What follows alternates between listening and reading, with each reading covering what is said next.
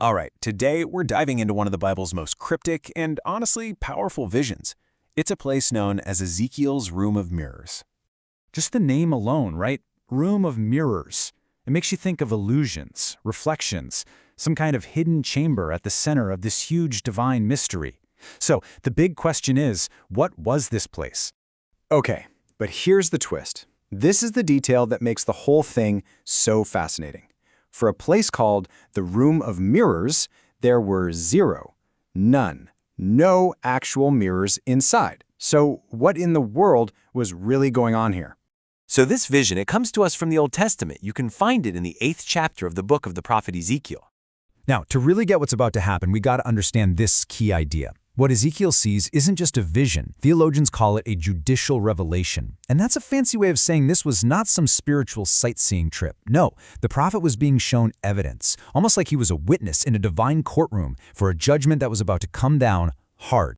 Okay, so let's walk with the prophet on this investigation, shall we? He's taken on this incredible, supernatural journey to pull back the curtain on a reality that's hidden just beneath the surface of what looked like everyday religion. The journey to this secret chamber happens in 3 clear steps. First, Ezekiel gets whisked away in a vision, zapped from his exile in Babylon all the way to the temple in Jerusalem. Right at the gate, he sees this thing called the image of jealousy, basically a rival idol that's making God furious. And then comes this really weird command: find a hole in the temple wall and start digging. And this is where the big reveal happens. We're about to go right behind that secret wall with Ezekiel and see the absolute corruption that was just festering there in secret.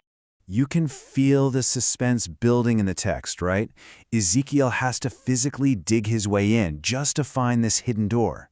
That act of digging is so important. It tells us this wasn't some public show. No, this was a deep, buried corruption happening right behind the respectable, clean facade of the entire religious establishment. So what's on the other side of that door? I mean, it is an absolutely overwhelming, blasphemous scene. The walls, and I mean every single wall, are covered with carved images of everything they shouldn't be worshiping.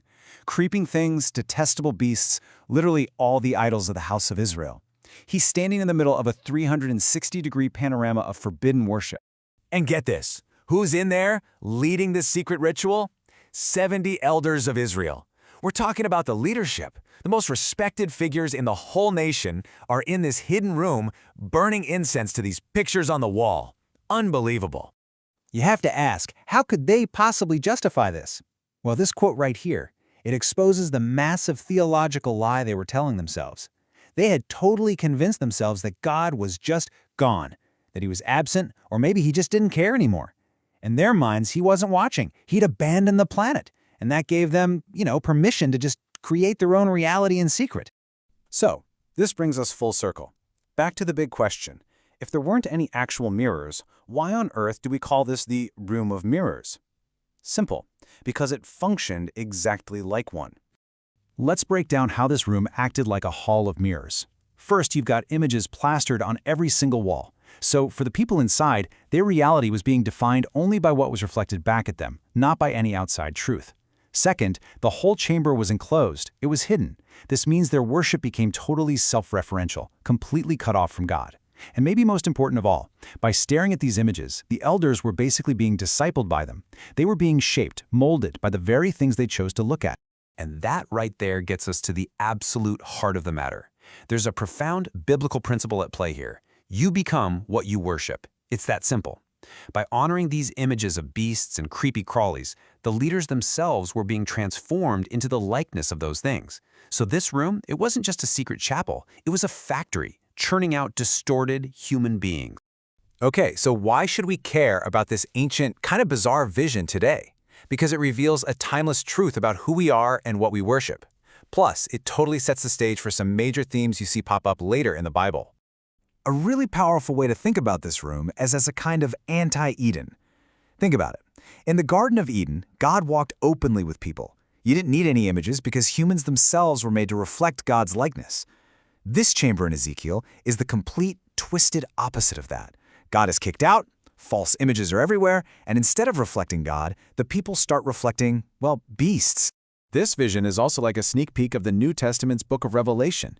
You see the same pattern, right? Hidden, corrupt worship eventually leads to a very public, exposed judgment. That's a huge theme in Revelation. And Ezekiel's secret room is this dark shadow of the heavenly books that are going to be opened. Oh, and those idols? You can think of them as an early prototype for the infamous image of the beast. But in the end, the vision gives us this absolutely stunning insight. The judgment, it wasn't really about the physical temple, the stones and the gold. The real temple that was on trial, the real space that had been totally corrupted, was the human imagination, that inner world where these images were being worshipped and giving power. And that leaves us with a pretty challenging final thought, doesn't it? If our own minds are a kind of inner temple, then we have to ask ourselves, what images are hanging on our inner walls? What are we choosing to stare at, and what is it turning us into?